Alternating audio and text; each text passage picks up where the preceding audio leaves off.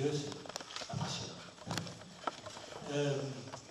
Oui, ce titre, vers une économie au service de l'homme et de la planète, eh bien, ce ne sera pas a priori un discours académique, parce que justement, je n'ai pas fait d'études d'économie, mais j'ai appris l'économie sur le tas, comme ça se faisait à l'époque, mes cheveux blancs, j'ai travaillé dans les fin des années 60, et puis jusqu'à maintenant. Mais il y avait une entreprise dans la famille, une entreprise de transit maritime, logistique du transport international. Et j'ai, après 10 ans de formation sur le tas, j'ai repris la direction de cette entreprise. J'avais le feu sacré à l'époque, je croyais tout à fait dans le système capitaliste libéral, parce que depuis ma tendre enfance, je voyais justement le monde se développer, les technologies nouvelles apparaître, un confort, un niveau de confort et de sécurité tout au moins en Occident qui se développait. Bref, je croyais tout à fait dans les vertus du système. Et donc j'étais particulièrement heureux de pouvoir prendre la direction d'une entreprise, même si c'était une entreprise familiale de petite taille. C'était pour moi important et j'étais heureux de pouvoir contribuer à un certain niveau de responsabilité, à la marche de ce monde et au développement de ce monde. Et puis tout ça m'a conduit dans les années 80, j'ai pris la direction de l'entreprise en 1980, à une époque, un grand virage, puisqu'en fin de compte, les 30 Glorieuses se sont achevées. Alors, les 30 Glorieuses, pour ceux qui ne savent pas, c'est une période de forte croissance, de développement économique qui a suivi la fin de la Deuxième Guerre mondiale, donc grosso modo de 1945 à 1975. Et donc, après 1975, là a commencé le mouvement qui nous conduit, le mouvement économique, la transformation de l'économie telle qu'on la connaît aujourd'hui, avec tous les dysfonctionnements et toutes les crises que l'on connaît aujourd'hui.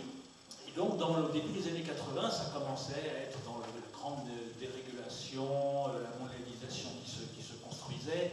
Et donc, j'étais là dans un environnement concurrentiel complètement différent. Et moi, j'avais quand même encore cette vision peut-être un peu paternaliste de l'entreprise. Pour moi, l'entreprise, c'était un lieu d'expérience humaine, fondamentalement, où il y avait toute une équipe qui était réunie autour d'un projet et puis qui devait mener à bien ce projet avec un partage équitable de la richesse produite. Donc j'avais encore un peu ce fantasme qui m'a l'air d'être bien oublié aujourd'hui, du moins dans une bonne partie du monde. Et puis plus les années passaient, plus je voyais que, en tant que patron de ma boîte, je devenais moi-même de plus en plus en décalage avec la vision de l'entreprise telle que je l'avais, la vision humaniste de l'entreprise telle que je l'avais, parce qu'il y avait les résultats de l'entreprise, il y avait l'obligation de devenir de plus en plus performant, de faire face à la concurrence, de prendre des dispositions qui m'ont conduit à licencier des collaborateurs, mais pas n'importe lesquels. Je me suis retrouvé un beau jour derrière mon bureau en train de licencier 12 personnes qui m'avaient appris mon métier. Et ça, je peux vous dire que j'étais dans mes petits souliers ce jour-là, parce que je ne savais vraiment pas quoi leur dire, parce que j'avais rien à leur dire. C'est tout simplement, j'avais modernisé l'entreprise par l'informatique, la robotique et tous les techniques qu'on peut imaginer, mais il n'y avait plus de place pour eux.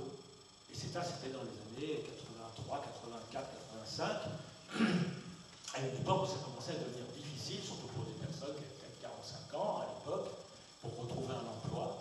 Et donc là, j'étais absolument, je peux vous dire, effondré. Enfin, je ne savais pas quoi faire, parce que je prenais cette disposition, parce que je ne voyais pas comment faire autrement pour l'entreprise, mais humainement, je me considérais comme un véritable salon.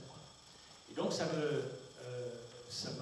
été, disons, la première déchirure. Il y en a eu plusieurs, je vous donne la principale. La deuxième, c'est quand j'ai développé l'entreprise, puisque l'entreprise, elle, se portait très bien, elle se développait très bien. C'est ça, en plus, qui me choquait profondément, c'est que l'entreprise, elle, se développait et gagnait de l'argent, mais ça se traduisait par la marginalisation et l'exclusion de certaines personnes. Puis j'avais développé une branche négoce internationale, et donc j'ai été traîner mes guêtres dans les pays d'Asie, dans les pays pauvres, sur les plateformes d'exportation. Vous savez, ces zones de non-droit qui existent comme ça dans certains endroits de la Terre. Donc il n'y a pas de réglementation sur l'environnement, il n'y a pas de réglementation du travail, il n'y a pas de fiscalité, etc. Donc, des paradis pour les entrepreneurs, mais certainement pas des paradis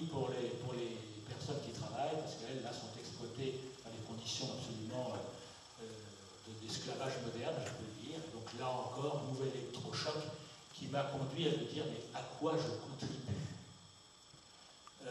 D'accord, ça profite à mes clients et à mon entreprise, mais au prix de quoi? Et donc ça, c'était dans les années 88-89. Là, j'ai commencé à perdre complètement la dynamique, la foi dans le système, parce que je commençais à avoir un certain recul, puis je voyais que dans le monde, ben, ça n'allait pas mieux, qu'il y avait le chômage qui se développait de plus en plus, que les conditions de travail devenaient également de plus en plus dures. Bref, je me disais, il y a quelque chose qui ne marche pas dans notre monde, c'est que c'est pas normal qu'à notre époque, à une époque où l'humanité n'a jamais eu autant de connaissances et jamais eu autant de moyens technologiques à sa disposition, qu'on en arrive à ce résultat absolument lamentable de ne pas pouvoir créer des conditions de vie dignes pour tous sur la planète. C'était pour moi une contradiction qui m'a hanté pendant plusieurs années. Alors je me suis retrouvé coincé sur mon fauteuil de PDG à l'époque, où je n'avais plus la foi dans le système. Je ne voyais pas d'issue parce que je ne voyais pas comment partir. Enfin, partir de l'entreprise, c'était même quelque chose que je ne concevais même pas. Hein. Une entreprise familiale, on ne l'abandonne pas comme ça. Bref, je suis rentré dans une longue dépression, sauvant la face au quotidien, mais vraiment fait délabré à l'intérieur. Puis ça m'a conduit, en fin de compte, à décider de quitter le navire en 1992, en disant que de toute façon, un patron qui ne croit plus dans ses affaires va conduire sa boîte à la faillite, donc ce n'était pas la peine de continuer. Et puis je voulais comprendre. Je dis ça encore une fois, cette question qui me hantait, je veux comprendre pourquoi on arrive à une telle contradiction à une époque où normalement on a absolument tous les moyens pour créer des conditions de production et de répartition de la richesse équitable sur toute la surface de la planète. Alors voilà, c'est cette réflexion, en fin de compte, qui m'a conduit à traverser après un long désert, parce que bon, la vie a toujours beaucoup d'humour. Moi, je pensais qu'avec la réflexion que j'avais, l'expérience que j'allais pouvoir proposer à des chefs d'entreprise que je croyais hantés par la même réflexion, des séminaires, des rencontres autour du thème de l'entreprise de demain, comment créer une entreprise plus humaine, etc., etc. Puis là, en fait, c'était le flop magistral, personne n'est venu aux formations que je proposais. Et là, pendant de nombreuses années, tout ce que j'ai pu entreprendre coûtait plus d'argent que je ne pouvais en avoir, et donc j'ai perdu absolument tout mon aval financier, mais c'est au travers, il y a quelques problèmes de micro, c'est au travers de ce désert, au travers de cette expérience de traverser le désert, que j'ai pu peu à peu commencer à glaner quelques éclaircissements sur ce qui se passait et pourquoi ça se passait comme ça. Et entre autres, j'ai rencontré des personnes qui avaient, des rares personnes qui avaient lu mon premier bouquin, qui n'est pas ici d'ailleurs, et qui, c'était deux économistes un peu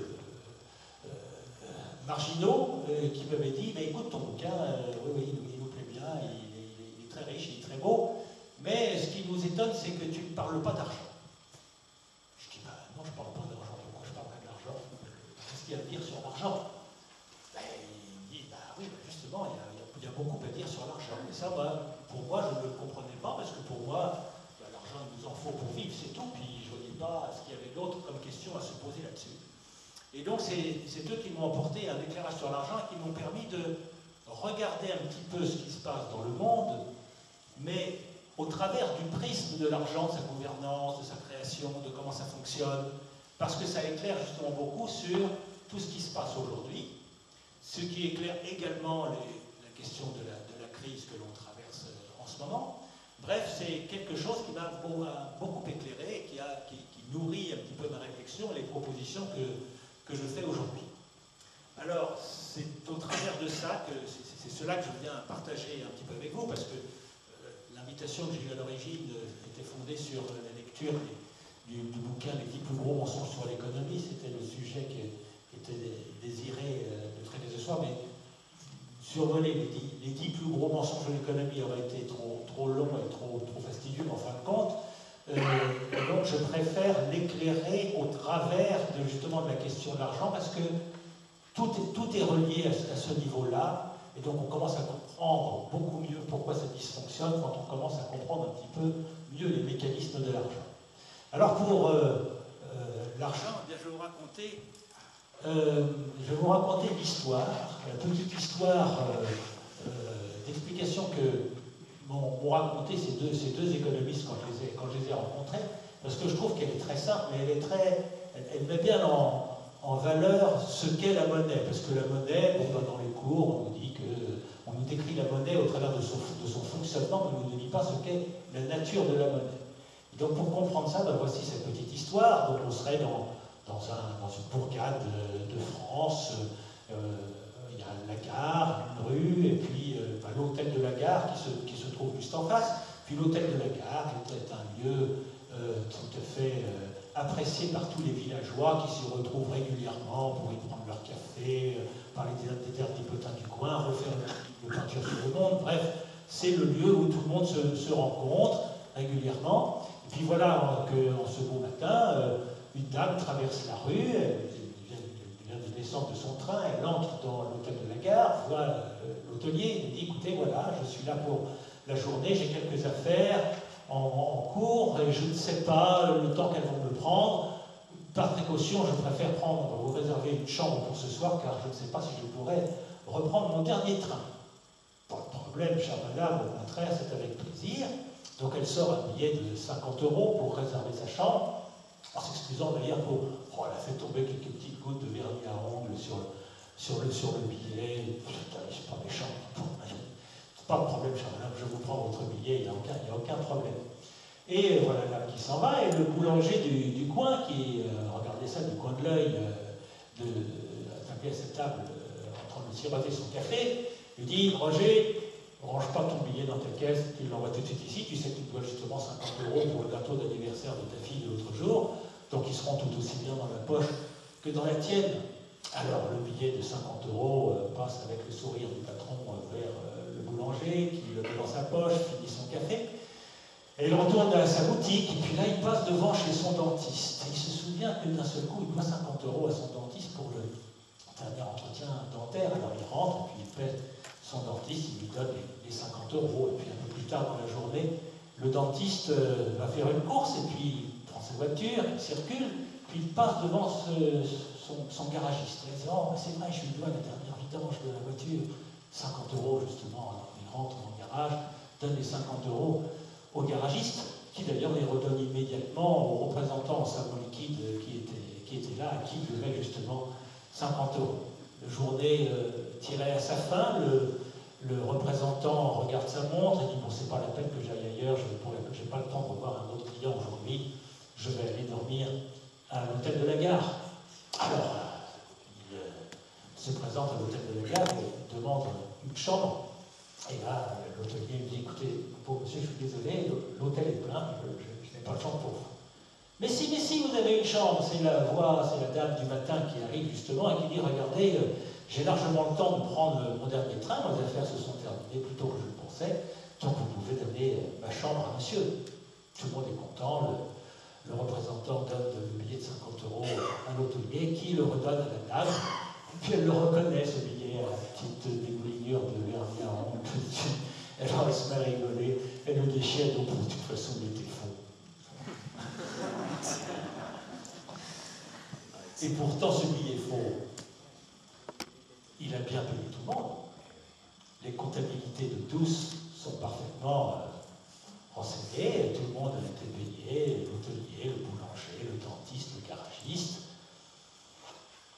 Comment se fait-il qu'un billet faux a pu régler les dettes de cette communauté? Eh bien, c'est tout simplement parce que l'argent, la valeur de la monnaie, je crois que le micro est reparti, la valeur que nous accordons à la monnaie est une valeur qui est dans notre tête, mais qui n'est pas dans la réalité, parce que la monnaie en soi n'a aucune valeur.